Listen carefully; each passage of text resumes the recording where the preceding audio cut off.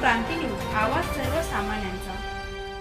Satpur Patil park येथे भीषण आग, गॅरेजसह 2 शॉप जळून खाक। अग्निशमन विभागाचे आग विझवण्याचे शर्थीचे प्रयत्न सुरू। सातपूर अंबड लिंक रोड परिसरातील पाटील पार्क येथे आज दिनांक 26 मार्च रोजी दुपारी सुमारे 1:30 ते 2 वाजण्याच्या दरम्यान भीषण आग लागल्याची घटना घडली आहे। या आगीत बायकर्स पॉइंट गॅरेज, अगरबत्ती कारखाना तसेच ॲक्रेलिक शॉप पूर्णपणे जळून खाक झाले आहे। मिळालेल्या माहितीनुसार आगीची तीव्रता इतकी प्रचंड होती की परिसरात मोठ्या प्रमाणात धुराचे लोट पसरले होते। त्यामुळे नागरिकांमध्ये भीतीचे वातावरण निर्माण झाले। या आगीत गॅरेजमधील 6 वाहने, कॉम्प्रेसर मशीन तसेच मोठ्या प्रमाणात स्पेअर पार्ट जळून खाक झाले आहेत। तसेच अगरबत्ती कारखाना जळाल्याने मालाचे मोठ्या प्रमाणात नुकसान झाले आहे। तसेच ॲक्रेलिक शॉपमधील रेडी मटेरियल व शॉपमधील साहित्य यांचे देखील मोठे नुकसान झाले आहे।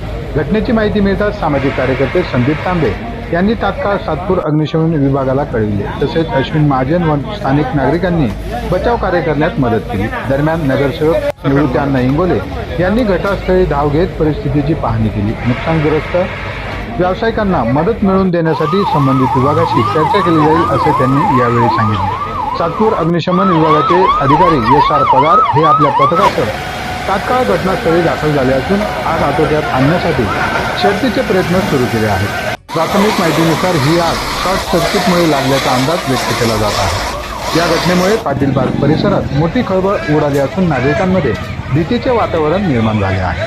महाराष्ट्र क्रांती न्यूजसाठी वृत्तसंकलन विभाग, सातपूर, नाशिक। त्यांना काय सांगाल, या ठिकाणी टू व्हीलरच्या गॅरेजला मोठ्या प्रमाणात आग लागली होती आणि मोठं नुकसान झालेलं आहे, आपल्याला काय माहिती? आम्हाला कॉल आला की पाटील पार्कला अशी आग लागलेली आहे, परंतु आग लागण्याचं जे मूळ कारण आहे त्या गॅरेजच्या पाठीमागे एक अगरबत्तीचा कारखाना आहे अशी माहिती आम्हाला आत्ताच मिळाली। आणि त्या कारखाना आणि गॅरेज एक कॉमन खिडकी होती, त्या खिडकीतनं आग त्या गॅरेजला पसरली। मोठ्या प्रमाणात गॅरेज चालकाचं नुकसान झालं। ज्या कस्टमरच्या गाड्या होत्या टू व्हीलर त्याही पूर्णपणे जळून खाक झालेल्या आहेत। अग्निशमन विभागाचा या ठिकाणी एक बंब दाखल झालेला आहे, या एक बंबाने आग आटोक्यात आली आहे। जे महापालिकेचे फायर ब्रिगेडचे कर्मचारी आहे ते त्वरित दाखल झाल्यामुळं आजूबाजूला आग पसरण्यापासून त्यांनी रोखण्याचं काम केलेलं आहे आणि ती आग आटोक्यात आणलेली आहे। आणि पाटील पार्कला गॅरेजला आग लागलेली आहे, काय सांगाल? आपलं गाडीमध्ये किती पाणी साठा आहे आणि आग आटोक्यात आली का? आग तर आटोक्यात आलेली आहे। गाडी आपली मोठी बाउजर आहे, 16,000 लिटर पाणी जवळ गाडीमध्ये असतं। यापूर्वीची एक गाडी आपली कॉलवर गेली होती, सावरकर नगराचा पक्षी अडकला होता, त्याच्यामुळे स्टॉप तिकडे गेला होता। केंद्रावर 2 कर्मचारी मी होतो, कॉल आला फायरचा, त्यावेळेस आम्ही लगेच त्वरित निघालो। मी आणि 2 कर्मचारी त्यांना घेऊन सोबत आग विझवली, आग कंट्रोलमध्ये। ही आग कशामुळे लागली काही समजलं? मदत म्हणता येईल, शॉर्ट सर्किटमध्ये काही सगळे आतमध्ये गॅरेज ऑइल वगैरे असेल, शॉर्ट सर्किट होऊ शकतं। अकस्मात किती प्रमाणात नुकसान झालं असं? 2-3 गाड्या जळाल्या आहे मध्ये, बाकी इकडे साईडला एकदम मशिनरी होते त्यांनी बाहेर काढल्या त्यांनी, बाकी काही एवढं नुकसान नाही।